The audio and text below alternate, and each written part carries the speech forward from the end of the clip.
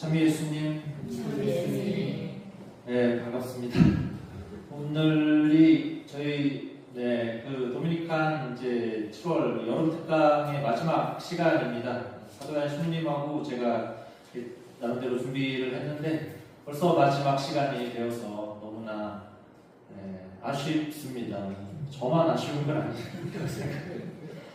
오늘은 사실 윤리가 여러 가지 분야가 있는데 그 중에서 생명윤리에 대해서 간단하게 이야기를 해볼까 합니다. 현대 사회에서 사실 윤리적으로 지금 되게 논란이 되고 있는 부분들이 상당히 많은데 그 중에서도 생명윤리가 참 지금 많은 화두가 되고 있다고 봅니다. 물론 제가 생명윤리를 정말 이렇게 전공을 그것만 하거나 이렇게 그런 사람은 아니지만 제가 나름대로 배웠던 것을 중심으로 여러분들과 이야기를 나눠보고자 합니다. 그렇습니다. 시작 기도로 원래는 성 토마스 아퀴나스에 공부하기 전에 드리는 기도를 하지만 오늘은 생명윤리에 대해서 한번 이야기를 서로 나눠볼 거기 때문에 생명을 위한 기도를 바치면서 시작을 하도록 하겠습니다. 성부와 성자와 성령의 이름으로 아멘. 생명의 근원이신 주님 모습으로 사람을 창조하시고 성령으로 충만하게 하시니 감사합니다. 오늘날 그릇된 가치관과 교만한 마음으로 생명을 파괴하는 일이 곳곳에서 일어나고 있습니다.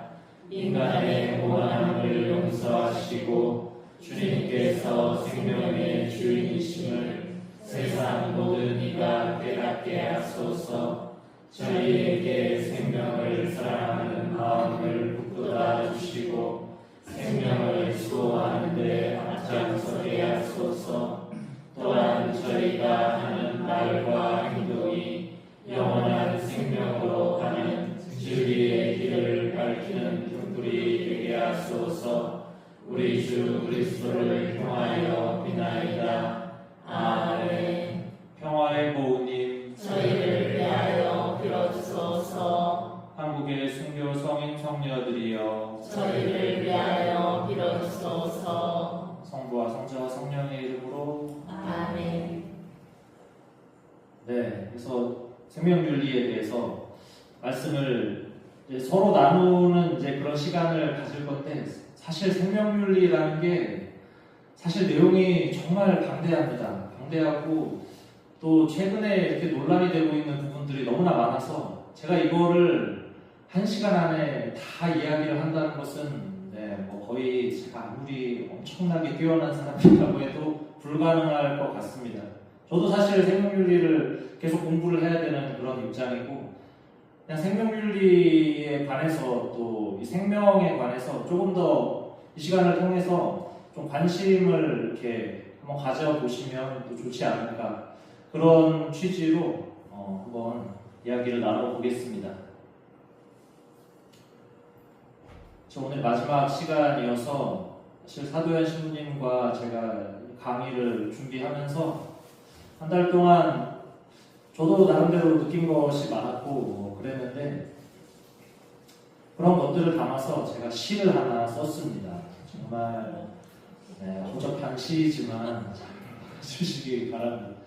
이슬에 맺힌 얼굴이라고 적었는데 이슬에 맺힌 얼굴, 숱한 풍파 아로새긴 얼굴, 화사한 주름, 소복한 흰머리 가득하여도 얼굴 맺힌 이슬은 향기로워라.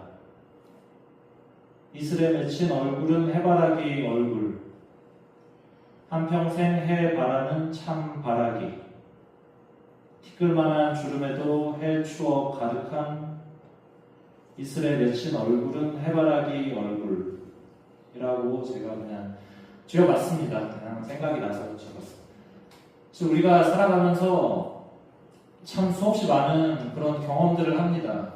경험들 중에 참 힘들고 또 고통스러운 그런 경험들을 우리가 살아가면서 많이 하게 되는 것 같습니다. 그러면서 생기는 여러 가지 상처들이나 이런 것들이 나중에 지나고 보면 저는 조금 더 나이를 먹어야겠지만 지나고 보면 그것이 이제 이렇게 살아오신 분들의 어떤 또 소중한 열매가 이렇게 되지 않을까 하는 그런 생각으로 지어봤습니다. 해바라기는 제가 항상 강조하는 곳입니다. 항상 해만 바라보는, 하느님만 바라보는 그런 참 바라기가 되어야 하겠습니다. 그래서 살아가면서 참 편한 길만 걸으면 참 좋은데 때로는 가시밭길도 걸어야 되고 상처를 입기도 하고 그렇습니다. 하지만 잘 아시다시피 산을 오르기 위해서는 언덕을 또 넘어야 하고 또 그래야지만 또 저 산 위에 있는 저 멀리에 있는 오두막집에 다다를 수 있기도 합니다. 참 어려움을 겪어야 무언가 깨달음을 얻고 무언가에 도달한다고 이렇게 볼 수 있습니다. 제가 왜 이런 말씀을 드리냐면 사실 많은 분들이 이 윤리적인 것을 이제 가톨릭 교회가 이야기를 할 때 항상 가톨릭 교회가 굉장히 보수적이다. 너무 이제 원리 원칙만 이야기하니까 그리고 또 너무 이상적이지 않나, 너무 현실과 동떨어진 그런 이야기를 하는 거 아닌가? 라고 생각하시는 분들이 굉장히 많습니다. 그렇지만 사실 교회가 가르치고 있는 진리를 그래도 대부분은 다 이해를 하고 계세요. 그것이 참이라고, 그게 올바른 거라고 알고는 있는데 이걸 진짜 삶에서 실천하기가 정말 힘들다라는 그것을 사실 여기 계시는 분들도 잘 아시고 가톨릭 교회 또한 잘 알고 있습니다. 그래서 그 현실을 사실 가톨릭 교회가 한 번도 외면한 적은 사실 없었습니다. 제가 이제 공감과 하느님의 자비와 그리고 진리를 저렇게 적었는데 참 중요하다는 생각이 듭니다. 우리가 항상 진리를 이야기하고 이것이 옳다, 이것은 해서는 안 된다라고 이야기를 하지만 또 실제 삶을 살아가고 있는 분들한테는 그게 굉장한 어려움으로 다가올 수가 있습니다. 그래서 각각의 그런 여러 분들이 처한 그런 상황과 또 힘겨움과 고통스러운 것을 일단 깊이 공감해 주는 게 참 중요하다라는 그런 생각이 듭니다. 그리고 무엇보다도 하느님의 자비보다 사실 위대한 것은 없습니다. 그러나 이 공감과 자비가 사실 진리와 동떨어진 것은 더더욱 아닙니다. 그렇기 때문에 더더욱 진리를 우리가 이야기를 하면서 어떻게 하면 함께 진리를 다 같이 실천을 하고 선포할 수 있을까, 이것을 같이 고민하는 그것이 중요하다고 생각합니다. 사실 이거 제가 이야기한 것이 아니라 프란치스코 교황님이 이 하느님의 자비와 그리고 이 사람들에 대한 공감을 정말 많이 강조를 하셨습니다. 저도 거기에 동감을 하기 때문에 이렇게 말씀을 드립니다. 항상 옆을 돌아보면 함께 걷는 누군가가 있습니다. 또 그게 한 명이 아니라 또 10명일 수도 있고 또 100명일 수도 있습니다. 항상 함께 걷고 있다는 사실을 기억하셨으면 좋겠습니다. 그렇게 어려움과 또 즐거운 일들 이런 것들을 다 함께 하고 있고 또 십자가도 함께 할 수 있다는 놀라운 사실을 기억하시면서 진리와 함께 살아가셨으면 좋겠습니다. 그래서 지난 시간에 사랑과 정결에 대해서 이야기를 했었습니다. 인간의 성의 해답이자 길잡이라고 말씀을 드렸었습니다. 정말 중요한 것이 하나님은 인간을 남자와 여자로 창조하셨다라는 것이 정말 중요하고 남자와 여자는 이제 서로를 보완하고 완성하는 상호 협력자라는 것, 그리고 무엇보다 중요한 것이 인격적으로 내가 상대방한테 나 자신을 내어주고 상대방을 또한 인격적으로 온전히 받아들여주는 그런 상호 인격적인 내어줌의 사랑을 하는 것이 가장 중요하다. 그리고 혼인의 두 가지 중요한 의미가 일치 그리고 생명이라는 그런 선물에 있다고 이야기를 했었습니다. 그리고 참사랑의 덕, 하나님이 창조하신 나를 온전히 사랑하는 것이 사실 하나님을 사랑하기 위한 또 기본 바탕입니다. 그래서 하나님과 나와의 인격적인 그런 친교와 인격적인 일치를 바탕으로 하나님의 모상인 내 이웃들에게 하나님의 사랑을 그대로 전해주는 것이 정말 중요합니다. 혼인은 가장 위대한 형태의 우정이고 상호 인격적 자기 내줌의 사랑이 또 혼인 부부 사랑의 정말 위대한 면이라고 이야기를 했었습니다. 그래서 정결의 덕, 그런 사랑을 이제 잘 실천할 수 있기 위해서 길잡이 역할을 해주는 것이 바로 정결의 덕입니다. 인간의 성적 욕구와 감정을 하느님의 질서에 온전히 이제 놓도록 돕는 덕이 바로 정결의 덕이라고 할 수가 있겠습니다. 참 정결의 덕이 중요합니다. 구체적인 윤리적인 그런 논쟁에서도 사실 정결의 덕이 참 중요한 역할을 하게 되는데, 그럼 이제 본격적으로 몇 가지를 이야기를 해보도록 하겠습니다. 생명윤리에 대해서 여러 가지 논쟁들, 문제들이 생겨납니다. 피임, 낙태, 또 인공수정, 시험관하기 하는 인공수정과 또 인간의 대화를 가지고 실험하는 그런 경우들도 있고, 또 조력자살, 우리가 흔히 안락사나 존엄사라고 이야기를 하는 그런 조력자살과 또 사형제도에 대한 이런 논란들이 공통적으로 항상 생명의 시작과 생명의 끝에서 늘 일어나게 됩니다.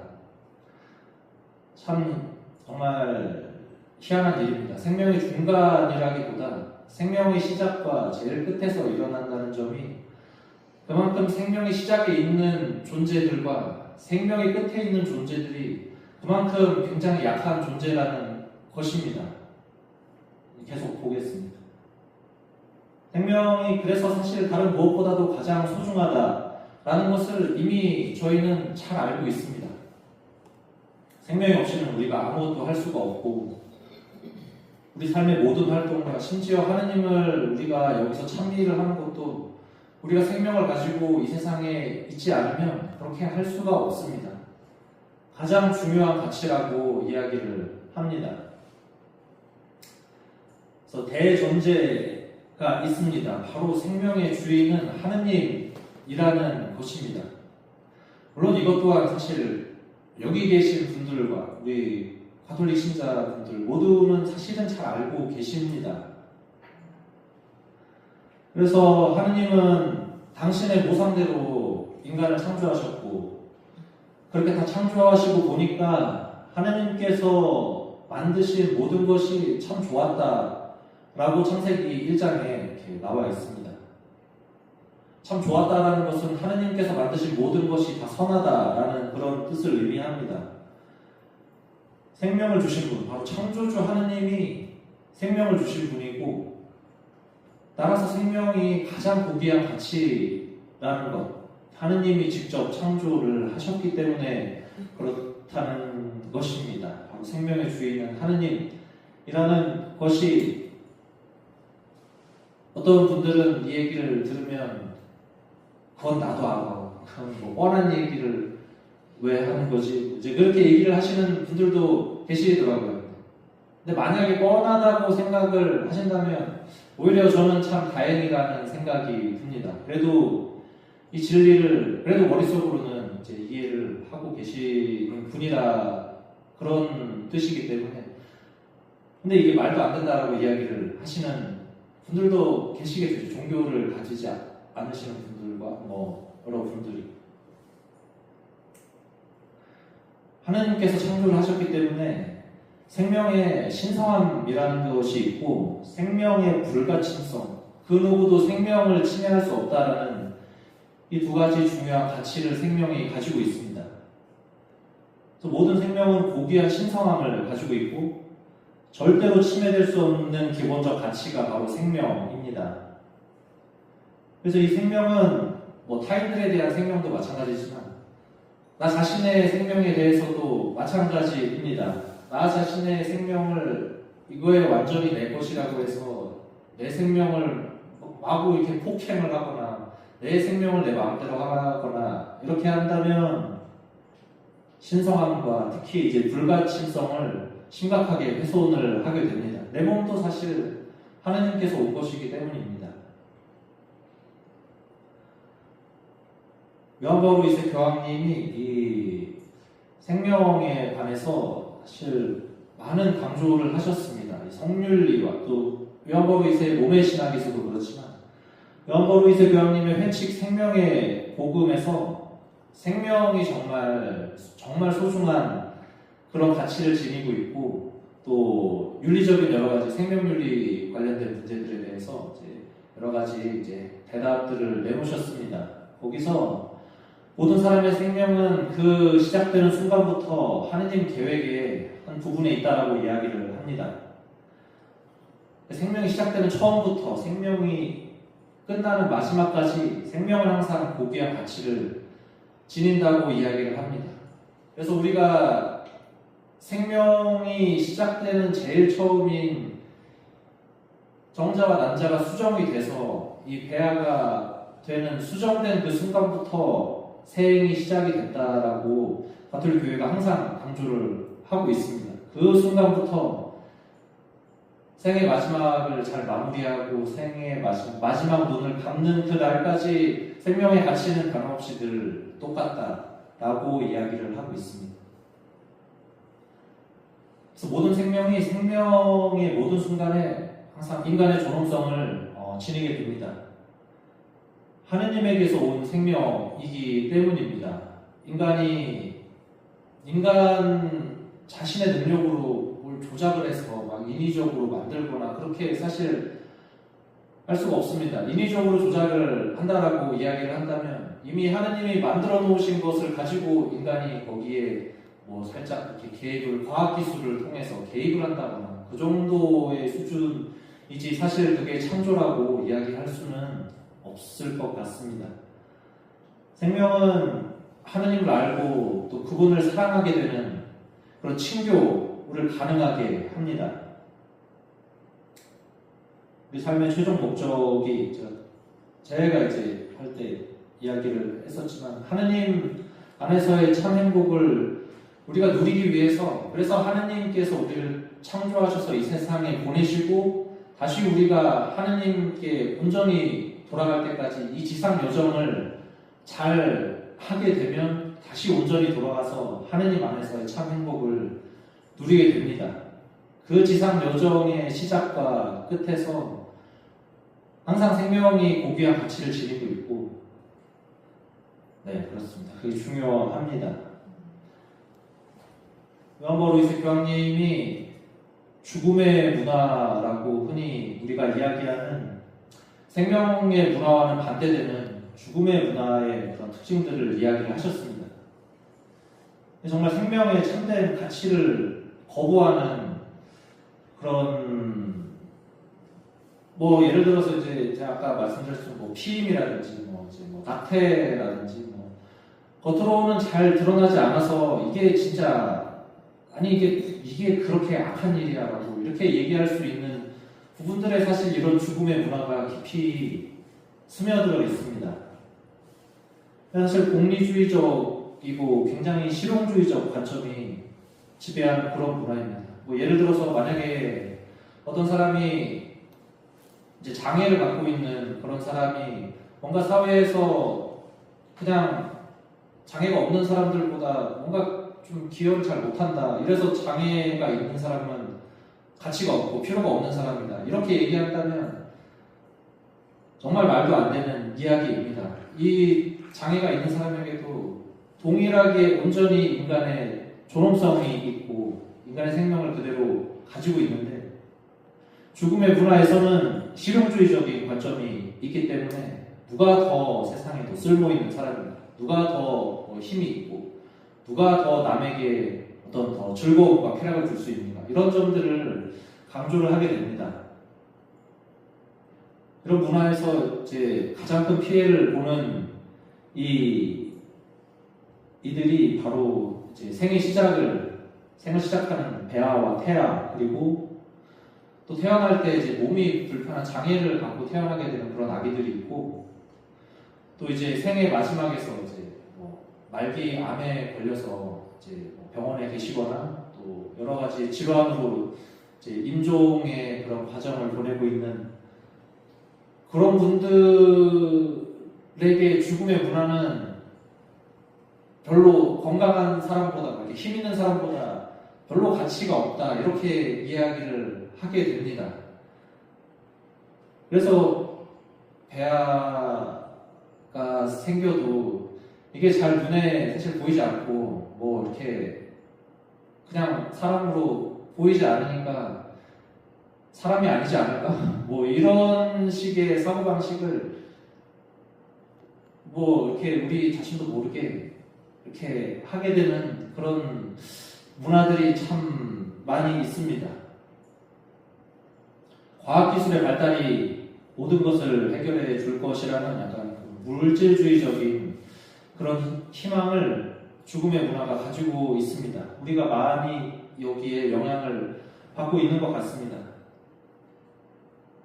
또 과학기술이 모든 것을 해결해 줄 것이다. 그래서 이 생명윤리에 관해서도 이제 불임인 어떤 부부들이 있는데 이제 지금 좋은 과학기술이 이제 나와서 인공수정이나 뭐 여러 가지 방법으로 과학기술을 통해서 인위적으로 이제 아기를 갖거나 하는 그런 것들이 있는데 사실 여기에 가장 큰 문제가 모든 것이 다 물질이라고 생각하는 것에 있습니다. 이제 어떤 사람이 가지고 있는 신비와 그런 남자와 여자가 가지고 있는 그런 신비보다는 그냥 남자와 여자도 하나의 그냥 뭐 물질이고 여기서 이제 뭔가를 해서 이렇게 하면은 물질적으로 이제 뭔가 나오고 굉장히 단순한 그런 사고방식들이 죽음의 문화에 깔려 있습니다. 그래서 과학기술이 주는 편리함을 자꾸만 이야기를 합니다. 뭔가 더 편리하면 그게 더 좋은 것 아닌가? 뭔가 더 편하고, 뭔가 우리의 삶을 더 편안하게 하고, 이러면 뭔가 더 그게 선이 아닐까? 이런 이야기들을 죽음의 문화가 은근히 하게 하고 있습니다. 무엇보다 이제 자유에 대해서 굉장히 왜곡된 그런 관념들을 보이게 됩니다. 자유가 개인주의와 사실 동일한 것은 아닙니다. 우리가 뭐 내가 자유가 있다고 해서 뭐 무언가를 내 마음대로 막 다 하고 뭐 이제 그런 법의 질서가 있는데 뭐 법을 다 어기고 뭐 내가 저거 갖고 싶으니까 그냥 도둑질하고 저 사람 나한테 심한 말 했으니까 갑자기 저 사람 폭행을 하고 이런 것들이 사실 자유가 아닙니다. 타인을 존중하지 않는 자유가 사실 참된 자유가 아닙니다. 왜냐하면 우리는 혼자 살아가는 존재가 아니고 언제나 자유는 타인들과 함께 하면서 그렇게 존재하기 때문입니다. 특히 약자유에 군림하는 그런 강자의 자유가 바로 이 폐하와 그리고 또 생애 말기에 있는 이들에게 이렇게 자유의 포갑이라는 그런 미명하에 이렇게 자행이 되고 있습니다. 정말 이거 예전부터도 문제가 됐지만 지금도 굉장히 논란이 되고 있는 부분입니다. 대체 뭐가 중요한가? 자기 결정권이 중요한가? 아니면 생명권이 중요한가? 생명윤리 전반에 걸쳐서 굉장히 큰 화두가 되고 있습니다. 특히나 이 낙태의 경우에 임신을 내가 원하지 않는 임신을 했는데 아니 이 뭐 태아가 내 몸 안에 있으니까 내가 내 스스로 내 몸을 결정할 수 있는 그런 권리가 있지 않나. 그래서 태아도 나의 소유니까 내가 결정할 수 있지 않을까 이렇게 이야기를 하는 사람이 있습니다. 물론 생명도 중요하다고 이야기를 합니다. 그러나 생명보다 내 삶을 내가 스스로 결정을 할 수 있는 그런 자기 결정권이 더 중요하다. 이렇게 얘기를 하는 사람들이 많습니다. 사실 굉장히 많습니다. 커다란 문제입니다. 그래서 개인의 자율성, 어떤 개인의 자유에 근거한 그런 자기 결정권이냐, 아니면 생명이라는 가치를, 생명이라는 가장 위대한 가치를 수호해야 하는 그런 생명권이냐. 사실 이 둘 중에 하나를 선택하는 문제가 아닙니다. 사실은 둘 다 중요합니다. 나 자신의 삶을 나 자신이 결정을 하고 나의 온전한 어떤 행복을 위해서 결정하는 것 당연히 중요합니다. 생명권 더 말할 필요가 없습니다. 가장 중요한, 우리가 지금 살고 있는 것은 다 우리가 생명을 가지고 있기 때문입니다. 둘 다 중요한데, 중요한 것은 생명권과 자기 결정권의 어떤 상호 보완성입니다. 그래서 사실 우리가 낙태를 해서는 안 된다. 그 아이 지금 생명이 있는데 어떻게 우리가 그 아이를 죽일 수 있냐, 살인할 수 없다, 이제 그렇게 이야기를 하면서도 사실 자기 결정권을 어느 정도는 조화롭게 해줘야 합니다. 또 정말 원하지 않는 임신을 한 그런 여성들의 경우에 또 다양한 사실 그런 상황들이 있을 수가 있습니다. 참 힘겹고 굉장히 말하기 힘든 그런 어려움들이 있을 수 있는데, 그런 어려움이나 그런 힘든 것을 사실 본인이 감당하기 굉장히 어려운 경우들이 있습니다. 사실 그때 바로 공동체가 함께 해줘야 합니다. 그래서 공동체가 뭔가 지금 정말 원하지 않는 임신으로 힘들어하고 있는 사람들을 위해서 가서 그 진짜 힘겨움이 뭔지를 좀 이제 공감을 해주고 어떻게든 도와줄 수 있도록 이 공동체가, 더 크게는 이 사회 전체가 좀 도와줄 수 있는 사실 장치를 마련해야 자기 결정권을 온전히 실현할 수 있다고 봅니다. 근데 하여튼 자기 결정권이 인간에게 주어진 최고 가치인 생명권보다 높은 위치에 있는 것은 아닙니다. 이것은 분명합니다. 생명권보다 이제 자기가 결정할 수 있는 자기 결정권을 가장 최상의 이제 위치에 두게 되면, 써있다시피 우리는 살인과 또 이제 정말 또 중요한 자살에 대해서 우리는 아무런 말도 할 수 없게 됩니다. 항상 인간의 자기 결정권은 타인과의 관계에서 이루어지는 것입니다. 타인과의 관계에서, 아까 말씀드렸지만 타인과의 관계 속에서 우리는 온전한 자유를 실현하기 때문입니다. 당연히 자기 결정권이 침해되어서는 안 되는 권리지만 언제나 생명권과의 조화에서 이루어져야 하고, 자기 결정권을 온전히 실행할 수 있기 위해서, 그래서 공동체가 다 같이 이것 때문에 힘들어하는 사람들을 좀 도와줘야 할 것입니다. 제도적으로도 그렇고 우리가 개인적으로도 가서 많은 도움을 주어야 이 생명권과 자기 결정권을 온전히 잘 보호할 수 있을 것입니다. 중요한 게 죽음의 문화에서 이제 자유를 너무 극대화하다 보니까 자유 안에 사실 당연히 진리가 있는데 자유와 진리를 완전히 분리를 시키고 자유에 가장 최상의 권위를 주게 되면서 문제가 생기게 됩니다. 그러다 보니까 상대주의가 이제 판을 치게 되는데, 어떤 절대적인 기준이나 진리가 사실 없기 때문에, 근데 내 이익을 추구해야 되는데 내 이익이 사실 다르고 저 사람의 이익이 다르고 다 이익들이 다르니까 내 이익도 잘 추구를 해야 되니까 이제 적당히 타협을 해서 우리끼리 이제 룰을 만들어서 뭐 이렇게 하자. 그러면 이제 나도 뭐 좋고 너도 좋고 뭐 그런 거 아니냐. 뭐 생명권에 대해서 너무 우리가 어떤 이익을 추구하는 데 방해가 되니까 그거는 이제 다 이렇게 해놓고 타협을 해서 이렇게 하자. 그래서 모든 것이 협상 가능하고 흥정 가능한 것이 바로 상대주의라고 할 수 있습니다.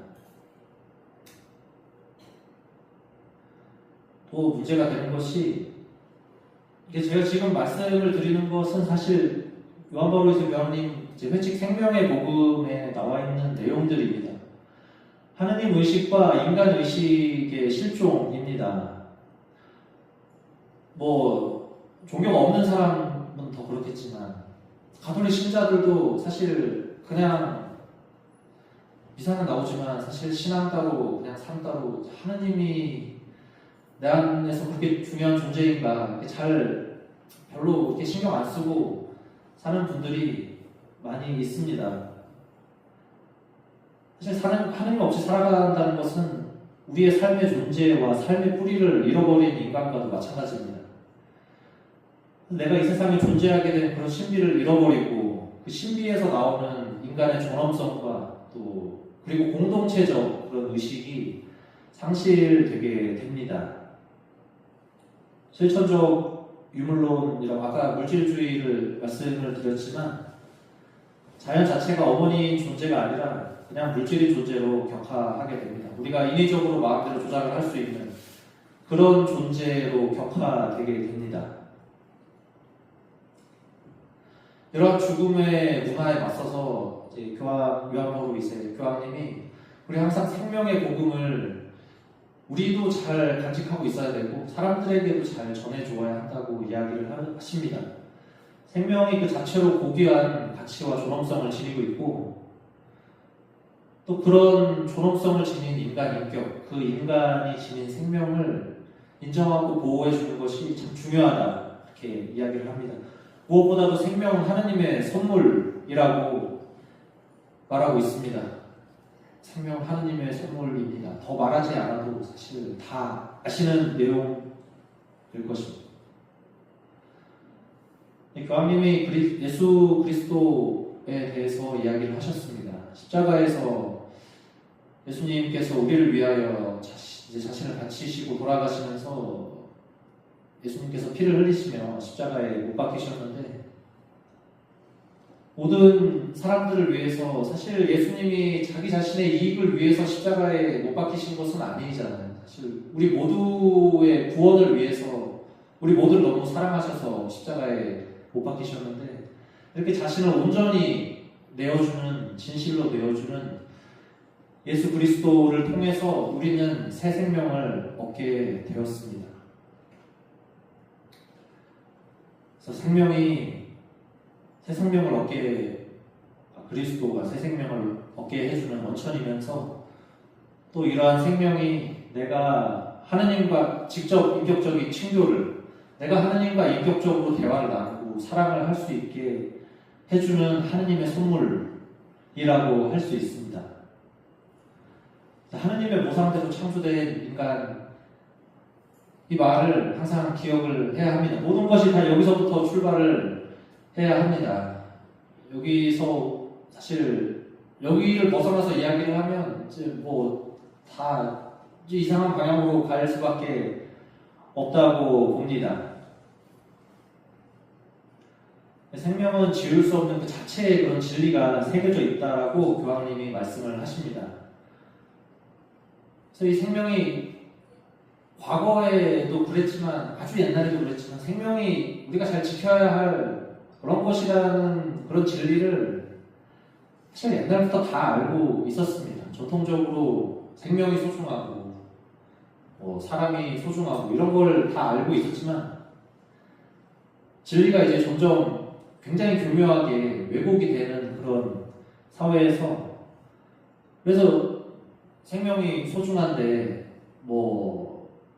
생명에도 기량되어야 하는 남자와 여자가 이제 피임을 한다거나 아까 말씀드렸지만 인공 수정도 그렇거나 또 조력 자살의 경우에 이제 사회에서는 안락사고 존엄사라고 이야기하는 그런 것들도 생명이 정말 중요한데 생명을 인간이 인위적으로 단축을 시키게 되는 그런 조력 자살이 사실 굉장히 교묘하게 우리 사회에 들어와 있습니다.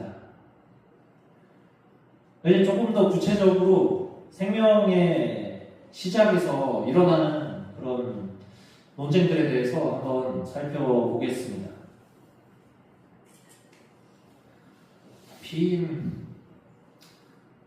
피임을 요새 지난번 강의 때 말씀을 드렸지만 요새 잘 이야기를 하지 않는 것 같습니다. 이제 너무 일상적이어서 피임에 대해서 이야기하면 너무 옛날 얘기하는 것 아닌가, 또 가톨릭 교회가 보수적이구나, 또 너무 시대를 못 따라가는 것 아닌가, 그렇게 이야기를 하시는 분들이 많지만 혼인의 두 가지 중요한 의미를 아까 말씀을 드렸지만 어떤 부부간의 온전한 일치와 또 생명애로 개방되어 있는 출산이라는 그런 의미를 가지고 있습니다. 피임을 하게 되면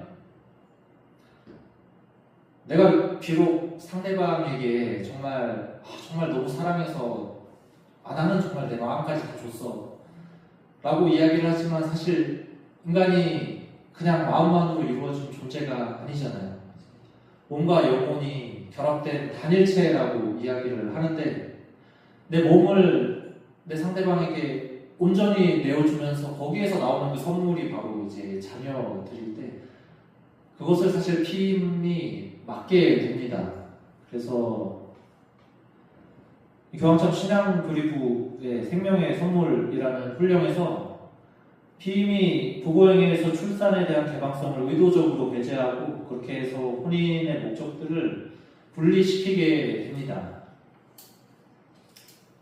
그래서 피임이 오히려 더 이지 않냐라고 솔직히 내가 너무 좋아해서 이렇게 하룻밤을 보내고 그러는데 근데 상대방 지켜줘야 되는 건 아닌가. 괜히 갑자기 아기가 생기면 내가 사랑하는 사람이 아기가 생겨서 너무 힘들어하면 그것보다는 그냥 피임을 하는 게 차라리 더 낫지 않나? 이런 이야기들을 하기도 합니다.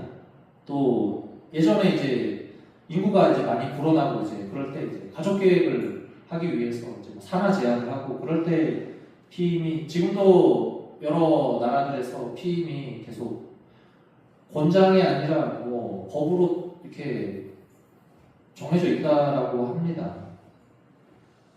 성은 즐기는 것. 사실 이게 가장 문제가 되는 것인데 요한 바로 2세 교황님이 피임 사고방식이라고 이야기를 하는 이것이 깊게 우리 삶에 좀 이렇게 뿌리박고 있는 게 아닌지 좀 잘 볼 필요가 있습니다. 낙태를 하는 것이 악이니까 그래도 피임은 덜 악한 것 아닌가.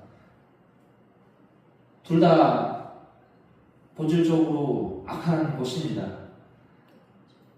또한 이제 어떤 편리함, 효율과 편리. 너무 이제 사랑을 해서 뭔가 내 사랑을 이제 그대로 표현을 하고 싶은데 그렇게 하다 보면 아기가 생길 것 같고 여러 가지 이제 많은 계산들을 하게 됩니다. 근데 사실 가톨릭에서 이제 자연주기법이라고 해서 자연주기법이 사실 이제 피임 방법이 아니라 정말 온전하게 사랑을 나누어서 정말 온전하게 이제 다 준비된 상태에서 아이를 가질 수 있게 하는 것이 이제 가톨릭에서 말하는 자연주기법, 이제 여성의 이제 생리주기를 관찰하면서 이제 하는 것인데 어떤 통계 결과에 피임보다 이런 가톨릭에서 말하는 자연주기법을 잘 이렇게 실천한 부부들이 더 부부간의 그런 사랑의 그 끈끈함이 훨씬 더 강했다라고 이야기를 합니다.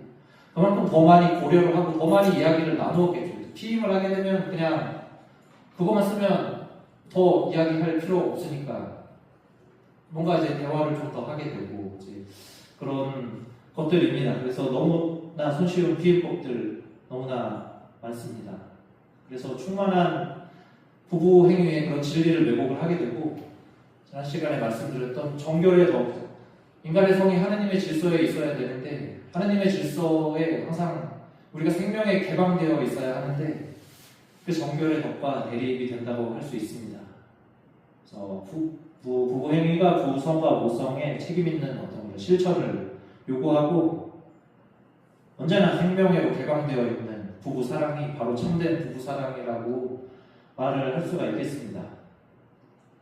낙태에 관한 부분인데 기억을 하실지 모르겠지만 2019년에 이 낙태죄에 대해서 이제 헌법재판소가 이제 헌법 불합치 결정을 내렸습니다. 이것에 대해서 여러 단체에서는 너무나 잘된 일이다라고 이야기를 하지만 가톨릭에서는 너무나 말도 안 되는 결정이다라고 크게 이제 반발을 하고 뭐 항의를 하고 뭐 이렇게 그런 운동을 했던 기억이 있습니다. 여성의 자기 결정권에 어떤 손을 들어주었다라고 이렇게 평가를 할 수가 있는데, 아까 말씀드렸지만 자기 결정권은 항상 생명권과의 조화 아래에 있어야 합니다. 그리고 자기 결정권이 정말 중요하지만 그렇다고 해서 생명권보다 상위에 놓여 있는 권리는 사실 아닙니다. 그때 이제 판결에서 헌법재판소는 어떤 이 낙태 가능 시기를 22주 뭐 내외로 판단을 했다고 합니다. 22주면 어느 정도 자라는지 잘 모르겠어요. 5개월. 근데 이제 정말 문제가 이제 과연 낙태가 가능한 시기를 묻는 질문이 그게 맞는 질문인지 그거를 먼저 생각을 해봐야 할 것 같습니다. 아까 말씀드렸지만 이제 정자와 남자가 남녀의 생식 세포가 수정되는 순간부터 인간의 생명은 시작된다라고 가톨릭 교회는 처음부터 끝까지 항상 가르쳐 왔습니다. 이미 이제 유전학적으로 이 남녀의 생식세포 정자와 남자가 결합을 해서 이제 새로운 그런 세포 접합체가 생기게 되면 그 접합체는 이전과는 완전히 다른 새로운 그런 구조를 지니고 있다라고 합니다. 또 과학적으로도 증명이 된 것인데, 그래서 수정된 배아는 이미 그 순간부터 인격을 지니고 있다라고 이야기를 합니다. 그래서 이제 배아가 수정된 순간부터 그 자체가 인간이라고 가톨릭 교회가 이야기를 하고 있고, 근데 낙태가 사실 그 자체로 굉장히 무고하고, 사실 그런 태중에 있는 아기도 뭐 아기지만 그 안에 뭐 여러 가지 본인의 그런 삶의 의지가 있을 거잖아요. 근데 이제 자기가 뭔가 할 지금 능력은 아무것도 없고 지금 오로지 어머니한테만 의존하고 있는 그런 상황인데, 그런 저항할 힘이 없는 인간을 또 이제 죽이는 행위라고 볼 수 있습니다. 제가 이런 이야기들을 제가 생명윤리에 관해서 이렇게 이야기를 하는 게 사실 처음입니다.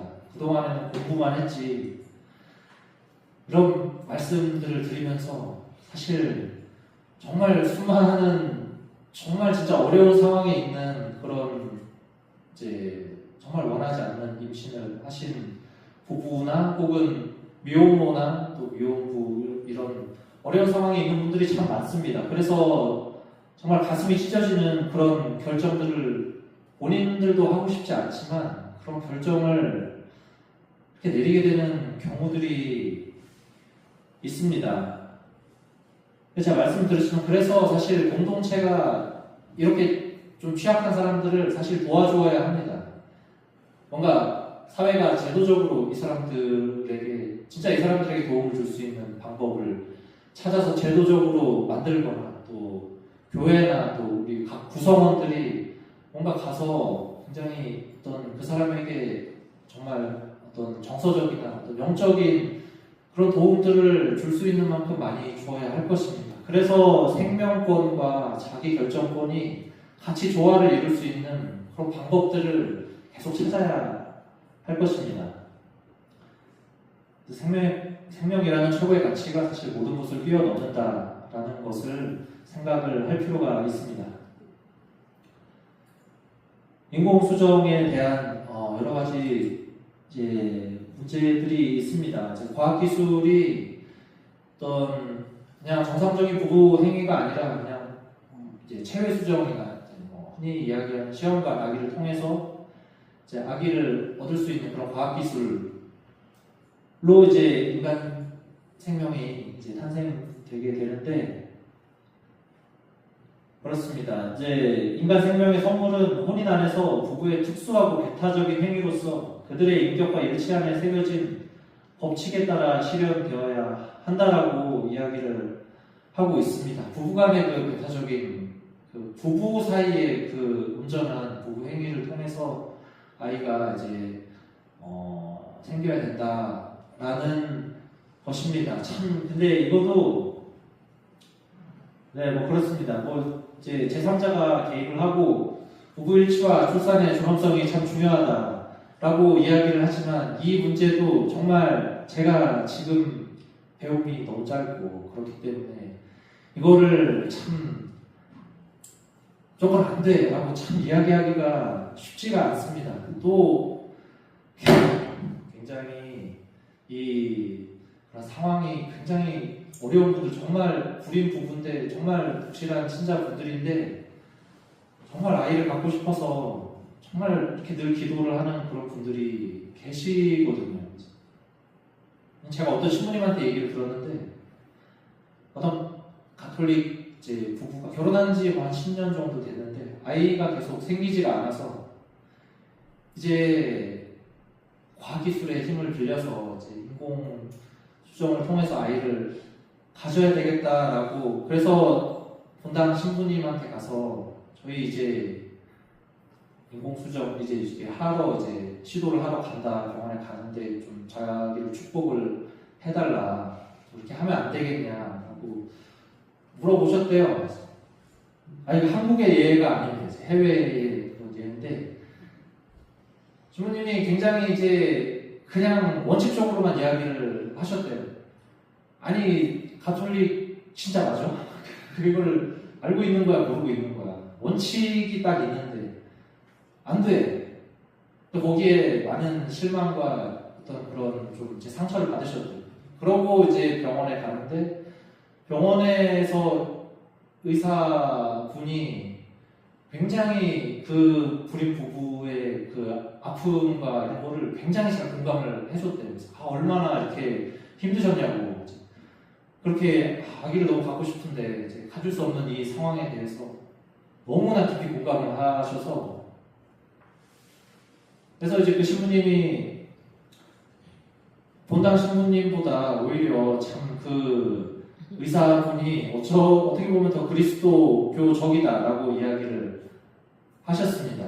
물론 이제 공감에 관한 부분에 대해서 이야기를 하면서 얘기를 한 거기 때문에 그래서 사실 원칙이 이렇다는 것을 잘 알고 계실 필요는 있습니다. 물론 지금 잘 알고 계시겠지만 그렇지만 이제 그 아기를 갖고 싶어서 정말 힘들어하는 분들의 마음을 일단 우선 잘 이해를 해주는 것이 참 중요하다라는 생각이 듭니다.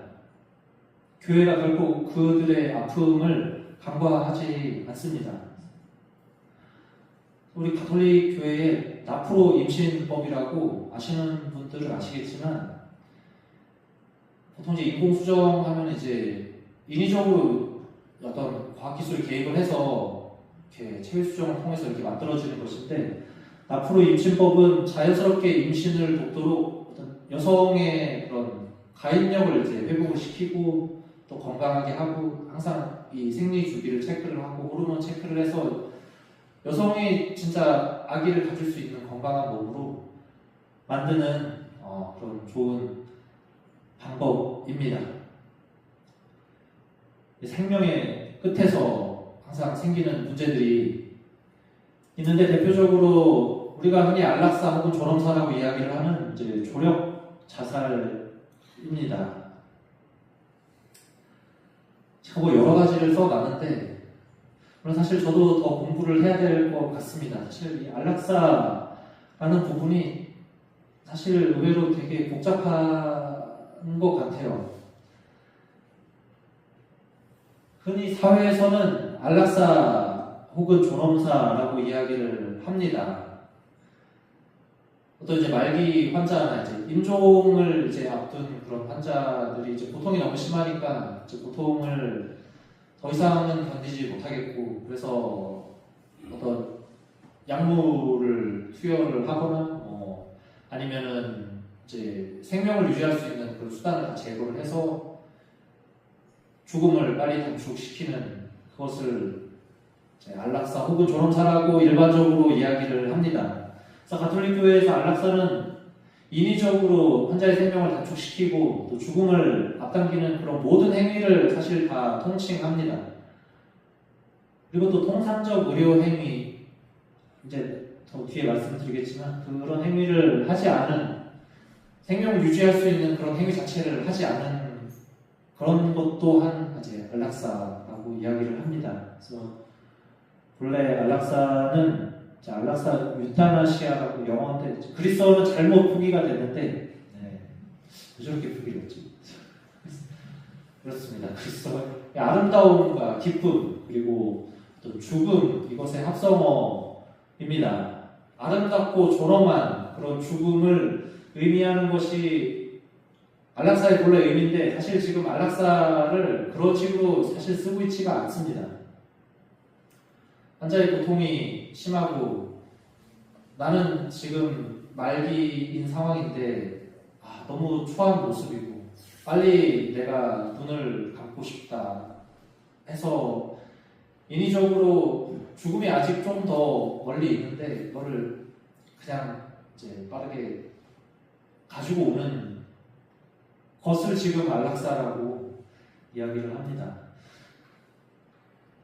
이번 달 초라고 기억이 되는데 흔히 이제 조력 존엄사법이라고 이제 국회의원 한 분이 다시 이제 2년 전에 발의를 했었지만 그때는 되지가 않았고 이번에 다시 법안을 발의를 했습니다. 그래서 지금 많이 논란이 되고 가톨릭 교회에도 정말 안 된다라고 이제 강하게 이야기를 했습니다.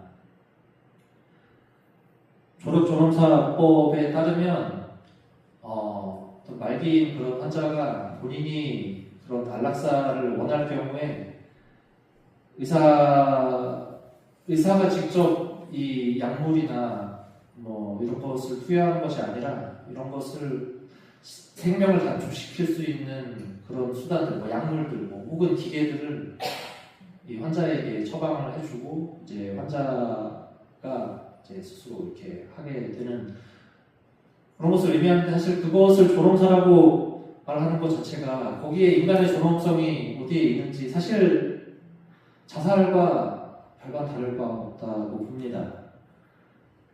근데 이것이 이제 법으로 제정이 되면 이것을 이제 또 악용하고 이용하게 되는 경우가 너무나도 큽니다. 물론 저 법 안에 여러 가지 제한 사항들을 많이 이제 걸어놓긴 했지만 분명히 악용이 될 소지가 너무나 큽니다. 안락사를 사실 여러 가지로 구분을 많이 하더라고요. 저도 사실은 잘 몰랐는데 너무나 이제 여러 분야로 구분을 해서 환자의 의지에 따라서 어떤 안락사, 어떤 안락사, 시행하는 그런 의사의 행위에 따라서 어떤 그런 실행 목적에 따라서 안락사를 구분을 하기도 하는데 시행자의 행위, 의사의 그런 행위에 따라서 크게 적극적 안락사와 소극적 안락사로 구분이 된다고 합니다. 그래서 의사가 직접 약물을 투여하거나 또 혈관에 공기를 이제 주입하는 그런 방식을 통해서 죽음에 이르게 하는 자기적인 행위를 직접 하는 그것을 적극적 안락사라고 하고 또 죽음을 촉진시키는 그런 약물 투여나 이런 걸 하진 않지만 또 환자를 살릴 수 있는 적극적인 치료를 하지 않거나 중단하는 것 또한 안락사의 한 부분이라고 합니다. 물론 제가 이렇게 구분을 한 것이 이제 다양하게 구분을 하는 분들이 있기 때문에 이게 완전히 일반적인 그런 것은 아닙니다. 안락사라고 이야기를 했다가 이제 존엄사까지 최근에 항상 이제 많이 이렇게 이야기가 나오는데 존엄사에 대한 사실 어떤 모두가 다 동의하는 통일된 어떤 그런 정의나 존엄사는 이런 것이다 라는 그런 공통된 의견은 사실 없다고 합니다. 그래서 흔히 이제 의사 조력 자살과 이제 조력 존엄사법도 그렇지만 이제 의사의 처방에 의해서 이제 자살을 하게 되는 그런 것을 사실 존엄사라고 이야기를 한다고 합니다. 미국에서 제일 먼저 이 말을 저런 의미로 이제 썼다라고 들었는데 또 본래는 인간의 어떤 품이 있고 이제 존엄성을 존중해주는 그런 죽음을 존엄사라고 이야기하지만 현재 심각하게 왜곡이 되어서 사용을 하고 있습니다. 그래서 의사 조력 자살 통상적인 의미로 이제 환자를 죽음에 이르게 하는 약물 처방은 의사가 하지만 이를 복용하거나 투약하는 것은 환자 본인이 직접 하는 것입니다. 이건 적극적인 안락사에 해당이 된다고 합니다. 근데 이제 안락사 이제 존엄사 가톨릭에서 이야기하는 조력 자살과 어떤 연명 의료 사실 저는 사실 이 안락사와 이런 관련된 문제에 대한 이야기를 많이 들어보지는 못했는데 제 신부님께 얘기를 들었는데 연명 의료를 하는 것과 안락사에 대한 개념까지 혼동을 하는 분들이 계시다고 합니다. 우리가 어떤 심폐소생술을 막 이렇게 하거나 이제 인공호흡기를 달거나 어떤 그런 특수한 그런 치료들이 이제 이 사람이 더 이상 그런 치료를 해도 회복이 더 이상 안 된다라고 의학적으로 이제 판정이 나서 그게 더 이상 의미가 없다라고 판정이 나게 되면 이제 그 연명 의료를 이제 할 수 있게 환자의 의지와 또 혹은 환자의 가족의 의지에 따라서 이렇게 결정할 수 있게 하는 것입니다. 그렇지만 그것을 이제 연명의료를 안 한다고 해서 기본적으로 인간이 살아가야 되는 어떤 영양 공급이나 수분의 공급이나 이런 것들은 죽을 때까지 사실 계속 받게 되는 것입니다. 그래서 그것을 조금 구별하셨으면 좋겠고, 그래서 무의미한 연명의료 때문에 사실 또 이제 환자분들의 가족의 입장에서는 어떻게든 살리고 싶다라는 그런 희망을 가지고 과도하게 이제 계속 이제 중환자실에서 이제 치료를 받게 하고 싶어 하시기도 합니다. 물론 그분들의 마음을 잘 이해를 해야 되겠지만 이제 너무 과도한 의료 집착이 또 인간이 마지막에는 항상 처하게 되는 그런 죽음의 그런 대면에 너무 또 그것을 외면하게 되는 것은 아닌가라는 그런 우려가 있습니다.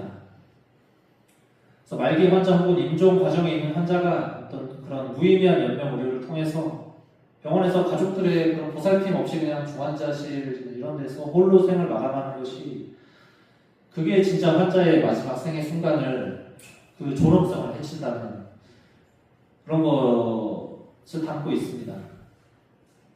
아까 말씀드렸다시피 이제 그런 어떤 말기라는 것, 이제 더 이상 회복이 불가능하다. 이 연명 의료를 통해서는 더 이상 회복이 불가능하다라는 것을 의학적으로 판단이 된 후에 이제 환자의 자기 결정과 또 환자의 가족이나 또 환자의 어떤 법적 대리인들 그리고 또 의사와의 상의를 통해서 중단을 하게 됩니다. 아까 이렇게 말씀드렸지만 핵심은 이것입니다. 이것을 중단한다고 해서 이제 기본적인 영양분의 공급까지 중단한다는 그런 이야기는 아닙니다. 어떤 무의미한 연명 의료를 중단하고 환자가 자연적으로 죽음을 준비하고 맞게 하도록 하는 것이 바로 연명 의료 결정법.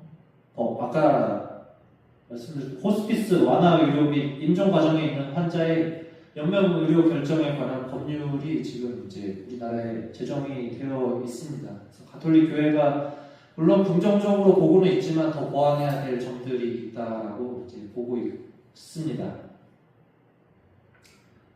연명 의료를 중단하면서 중요한 부분이 이제 호스피스에 대한 부분인데,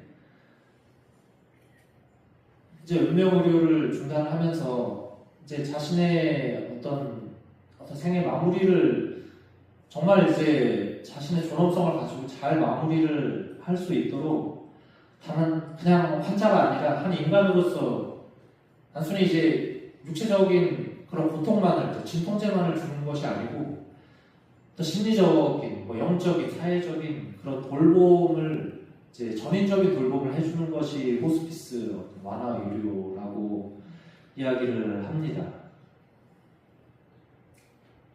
연명의료 결정법에 따르면 이 사전 연명의료 의향서와 연명의료 계획서가 있다고 합니다. 나중에 이제 몸이 안 좋아져서 내가 그때 만약에 갑자기 정신을 잃거나 의식이 없어가지고 그런 뭔가 연명의료가 내가 회복이 불가능하면 안 된다라고 말을 하고 싶은데 이제 그럴 수 없는 경우가 있기 때문에 사전에 그 연명의료에 대한 본인의 의사를 이제 표시하는 그래서 이제 문서로 만들어 놓는 것이 사전 연명 의료 의학서라고 합니다. 물론 이것이 사실 이거를 했다고 해서 나중에 연명 의료 안 하겠다고 했다가 안 하는 연명 의료를 계속 하고 싶다 이렇게 바꿔도 전혀 상관이 없다고 합니다. 연명 의료 계획서는 이제 말기 환자와 이제 병에 이제 걸려서 이제 그런 과정에 있는 환자들이 대상입니다. 그래서 환자나 법적 대리인이 이제 연명 의료 여부를 저기서 상의한 후에 잘 결정을 하고 그런 연명 의료와 관련된 모든 정보들을 환자는 온전히 잘 받을 권리가 있습니다. 사실 이 부분에 대해서 저도 모르는 게 참 많습니다. 저도 뭔가 더 좀 알아봐야 될 필요도 있고 오히려 저보다 지금 더 잘 알고 계시는 분들이 여기 계실 거라고 봅니다.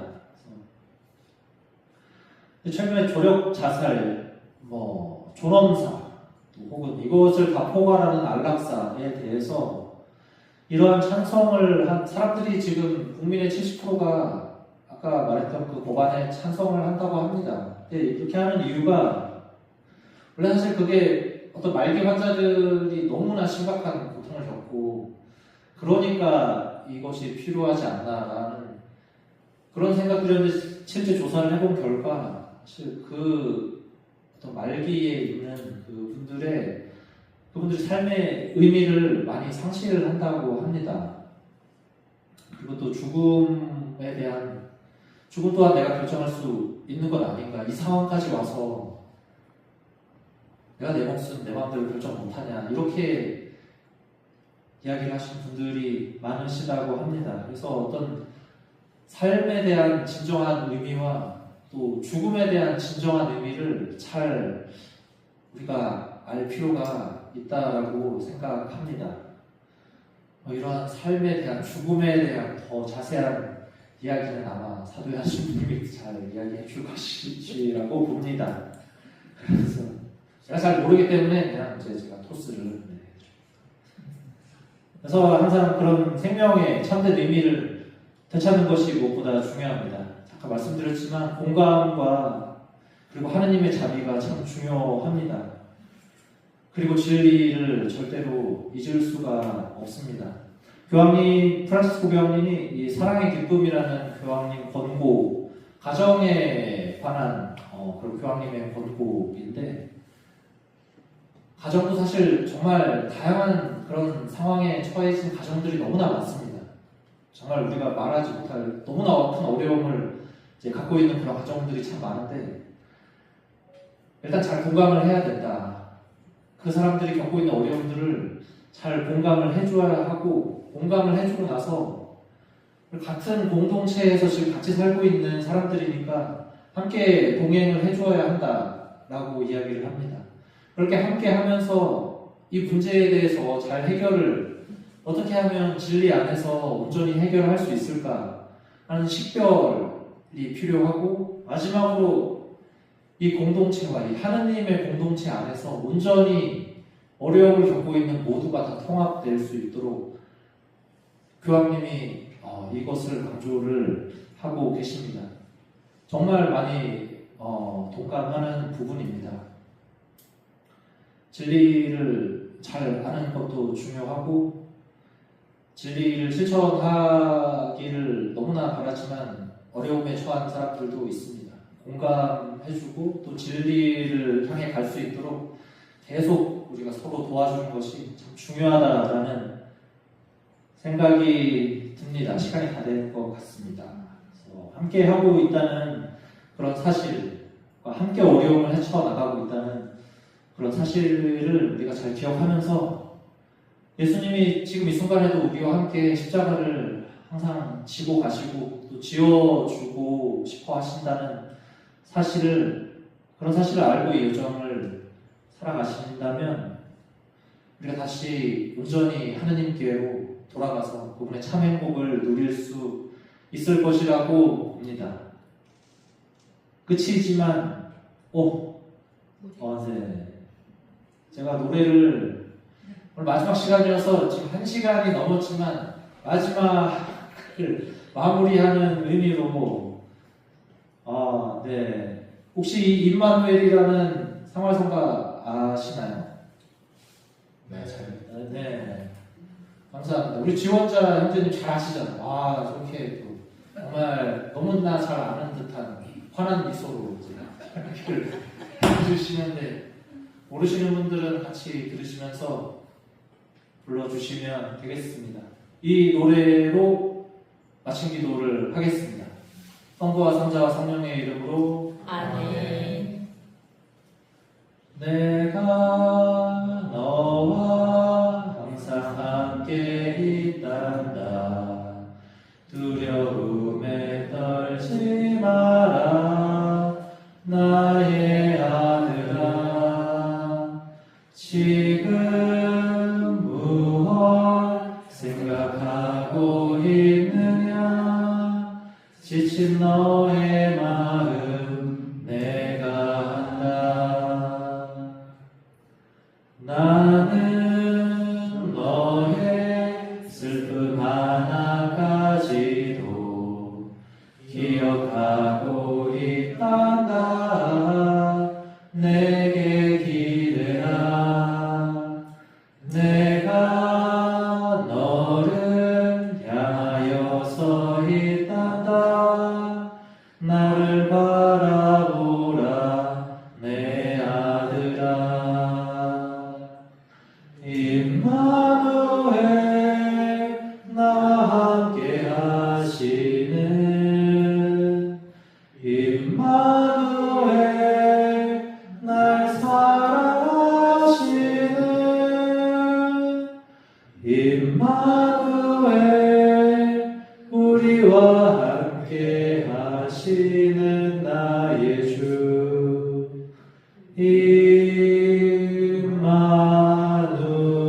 임마누엘. 성부와 성자와 성령의 이름으로 아멘. 감사합니다.